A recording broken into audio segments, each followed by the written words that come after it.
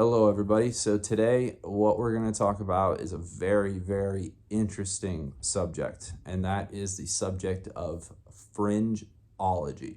Now, the word itself comes from a man by the name of Steve Volk. This man was an antagonist towards conspiracy theories. He decided that he was going to write a book, and in that book, he was going to debunk conspiracy theories one by one by one. However, while writing the book and while studying these conspiracy theories, what he found out was that he actually could not debunk some of them. And therefore, he came to realize that many of these conspiracies could possibly be, in fact, an actual real conspiracy. And so the book is Fringeology, and that is copyright information, so I don't want to, get myself in trouble. I give him credit for it. It's written by Steve Volk, V-O-L-K. But what he created, though, fringeology, this new study now of conspiracy theories and whether or not they're real or just the science behind them, known as fringeology, is really, really amazing. So I know this is a topic that excites me. It excites a lot of people I know. The last video, as I do in every video, I ask for feedback. I ask for options, topics for people to let me know. What do you want to talk about? What do you want to learn? And this topic of fringeology was given to me, and I thought, wow, what a great thing to talk about, considering the fact that I am a somewhat conspiracy theorist myself. I don't take it too far. I believe in only maybe one or two. However, I do know that there's a lot of other people out there who believe in many of them. And so I want to keep an open mind. I want to go through each one of them. I'm going to make this a 3-part series so that we can really cover all the information, because if I try to do all this in one video, it's just going to be a big mash of information. It's going to be really hard to digest, and no one's really going to be able to sit through it. So I decided we'd go through them one by one. The first one was suggested to a friend of mine named Matt, and that is Project Montauk. So I will show you some pictures of Project Montauk. Project Montauk is a small facility that is in New York, and allegedly, as you can see in the photos, there's a radio tower. And the U.S. military says that this was a facility that was simply used for radio transmissions and secret transmissions via satellite, via radio stations around the world. However, down below the radio station, some amateur videographers and bloggers, I believe there were 4 of them, and I got this from the History Channel. That's where this information came from. They took their own camera. One of them took his own camera. He went down there into the underground at the time where it was still accessible. And what he found were these crazy, weird rooms of color. And that, was something that was very interesting, because it matched the description of the children or, teenagers who said that they were abducted and taken to Montauk and they were experimented on. So one of the funny connections to this is the show Stranger Things. People oftentimes say that, that the girl in that show, 11, that she got her powers through these kind of experiments done by the government, this and MK Ultra, which is another one we'll talk about soon. Essentially, though, I think what was going on here is that downstairs in these rooms with these colors, what they were doing is they were doing psychological experimentation. So in the military, it's called PSYOPs, which is just psychological operations. But what they were doing, and it's really, really kind of a creepy thing, is that they actually were taking teenage people, allegedly, and they were bringing them down to these rooms, some adults too, not just all kids. And what they were doing was they were dosing them with LSD. And some say that the reason for this was because a combination of LSD, repeated words, light and darkness can help somewhat brainwash a person to the point to where they have a trigger, for example. So if this person is walking around and they see a woman in a red dress, all of a sudden, they go into this mode, and whatever it is that they're brainwashed to do, they carry out. Something famous, that we can point to that involves this kind of stuff is the movie The Manchurian Candidate. That was essentially what they were. The whole plot of the movie was that there was this candidate who had been, experimented on and had been brainwashed, and I'll let you guys watch the movie. But the bottom line is that this guy was essentially one of these children who, or not a children, a soldier who, when he was in the military, was experimented on, given acid, given repeated names and phrases and things so that, he would be activated at any given moment. One of the really crazy other conspiracy theories that comes from Montauk is the assassination of Robert Francis Kennedy. Now, we all know Sirhan Sirhan is the one who was arrested for the assassination. Now, lots of people believe that he was one of these people who were experimented on and brainwashed. The reason for this is because after he was arrested, he went under hours of psychoanalysis and hypnotism, and there was some really strange stuff that was happening. If you watch the videos, I mean, he would be normal, and then he would start getting scared, and then he would start repeating the phrase, RFK must die, RFK must die, RFK must die. He also had a notebook in which the police seized that was at his home, where RFK must die was written 1,000 times. So it really helped the police in convicting, and the district attorney in California, convicting Sirhan Sirhan, who just coincidentally is going to be released on parole eventually. I think sometime here in the very near future. He just had a parole hearing where two of Robert Kennedy's children spoke in favor of his release, essentially. So there's a lot of very strange things that have taken place. Another thing about Montauk also is the radio tower itself. Some people say that there's connections with another conspiracy theory, the Philadelphia experiment, which essentially it was a U.S.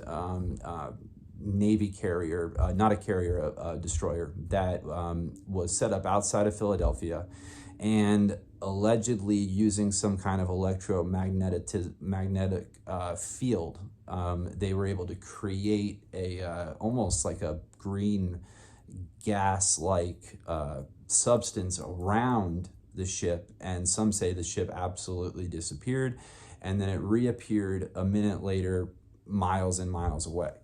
Now, there's witnesses to this that saw that.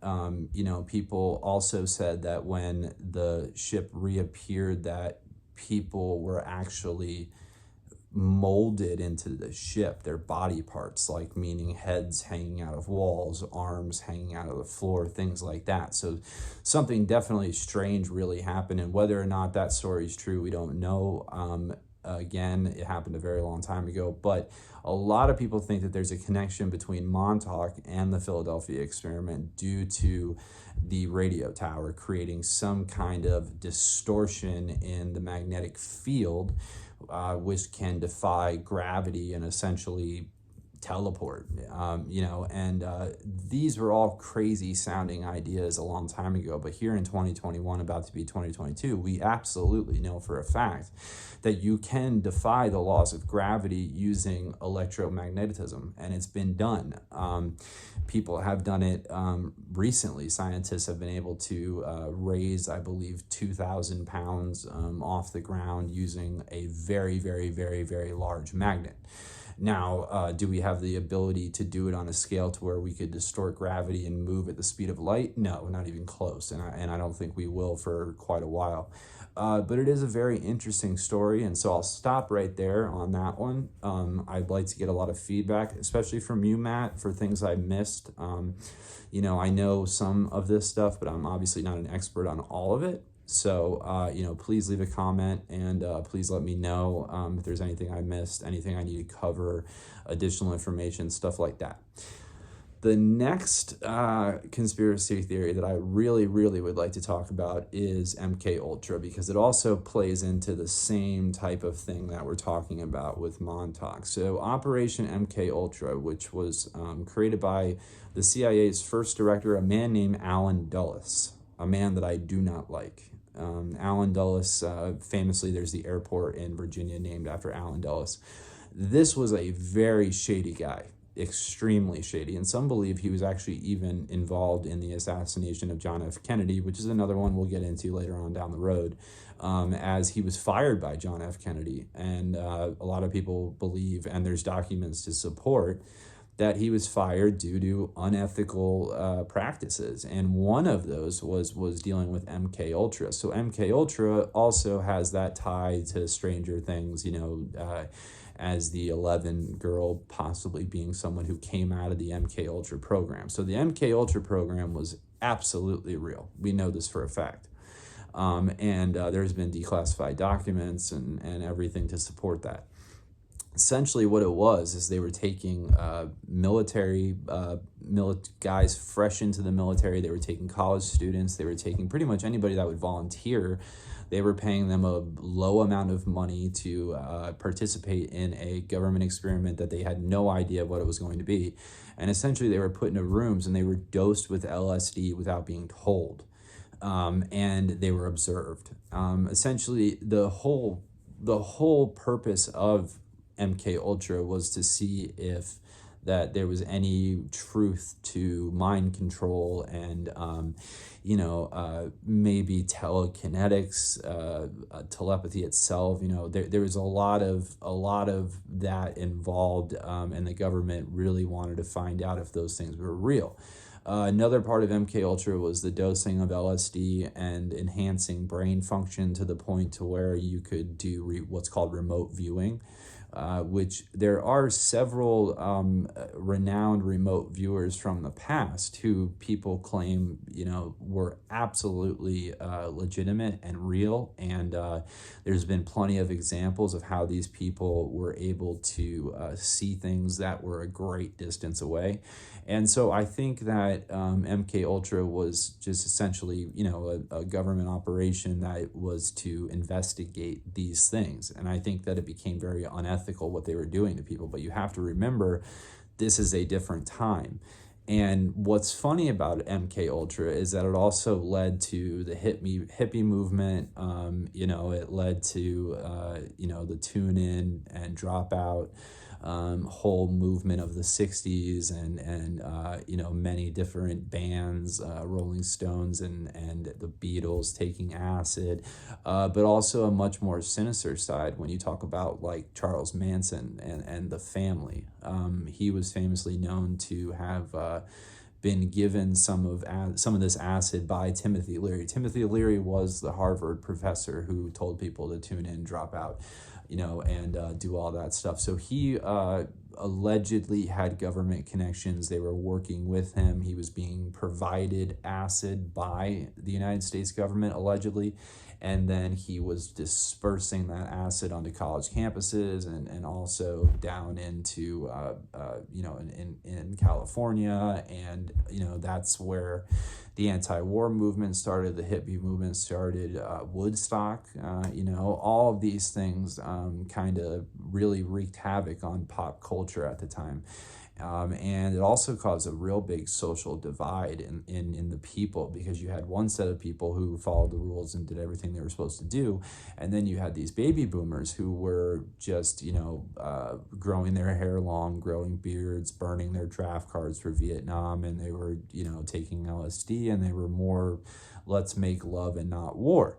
So the fact that there's cases like Charles Manson who used LSD dosing to help manipulate the girls that were a part of the family, and then of course we all know about the horrors of the Tate murder and what happened to her when she was 8 months pregnant.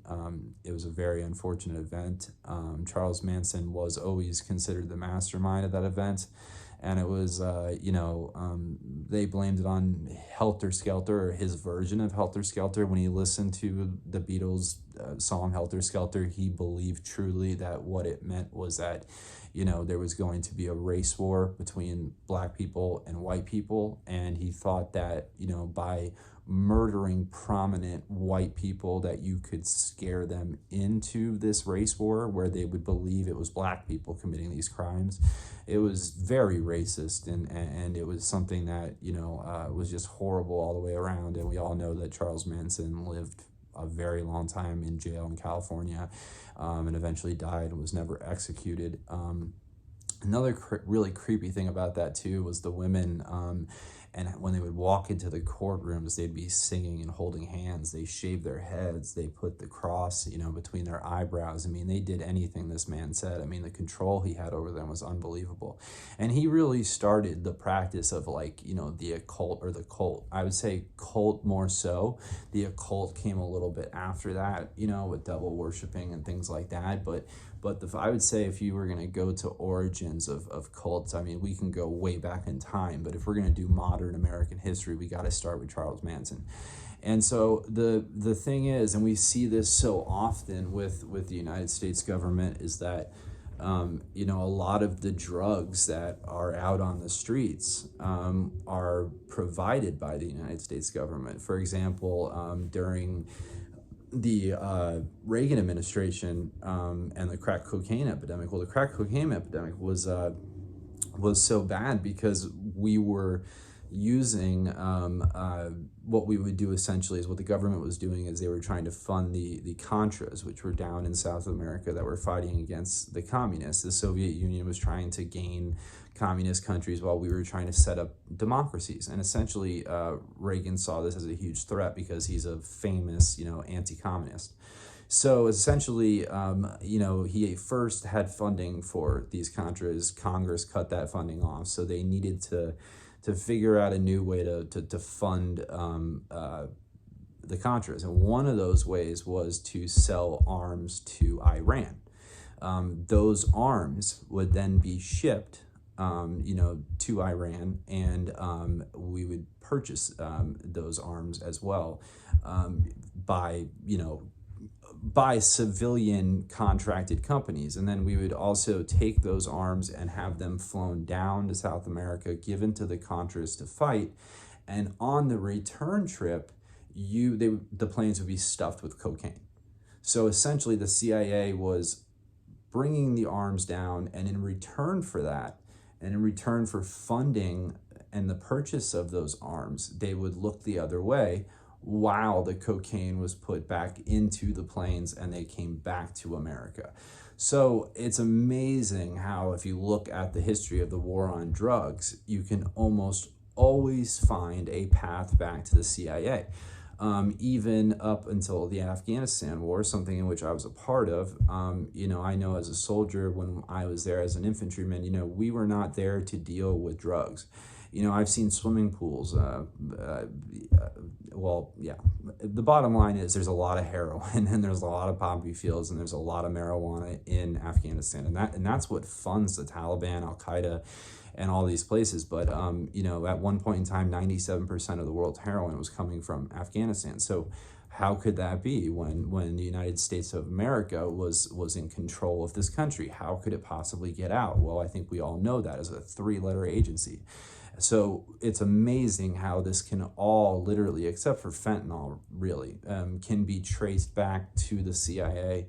And what's funny about that is that we have, an agency like the DEA. And so what you have is the CIA supplying, the DEA arresting. I mean, it's absolutely, it just contradicts the entire purpose of everything. So those 3 things, the Montauk, MK Ultra, and the Philadelphia experiment, they all have ties. They all share similarities. And so that's where I wanted to start with this, and try to get some feedback on this first video. It's going to be part 1.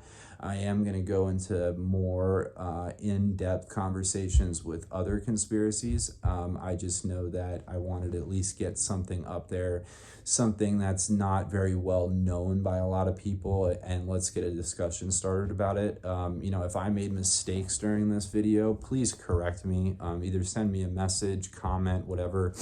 I do talk a lot, and so while I'm talking, I oftentimes, will say things and realize that I made a mistake. So please feel free to correct me. Please feel free to send me a message. I just really want to, get into this discussion because it's very interesting, and I would also like to cover this, like I said, multiple series, and actually even go through some of the conspiracy theories that were in Steve Volk's book, and actually go through the process as he did.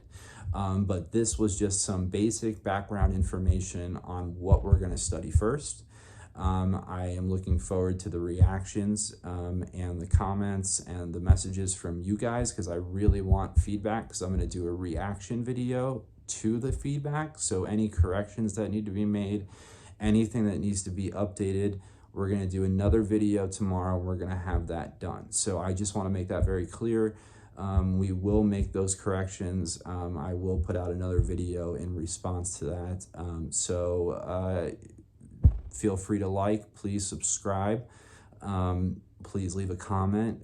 Everything helps, and I hope that we can go down the rabbit hole together, and hopefully maybe we can get to the bottom of some of this stuff, and just have a very open-minded group discussion about this. So please, everybody, just leave a comment if you have questions, leave a comment if there's a correction that needs to be made, and just let me know. Also, by the way, I just want to shout out my buddy Irwin. He has a great YouTube channel. He's an electrician. His name is Michael Irwin. I knew him in the military. He's a good friend of mine. So I'm going to put the link to his videos in the description of this video. He's got a lot of good content on there. And if you're somebody who, is an electrician or works as one, or is involved in that world, he is the guy to speak to about it. I mean, the guy really knows what he's talking about. So the link will be in the description. And then also, like I said, we will do a reaction video about this video, hopefully maybe tomorrow, the next day, depending on how long it takes to edit. So I love you all, and I look forward to doing this again with you all very soon.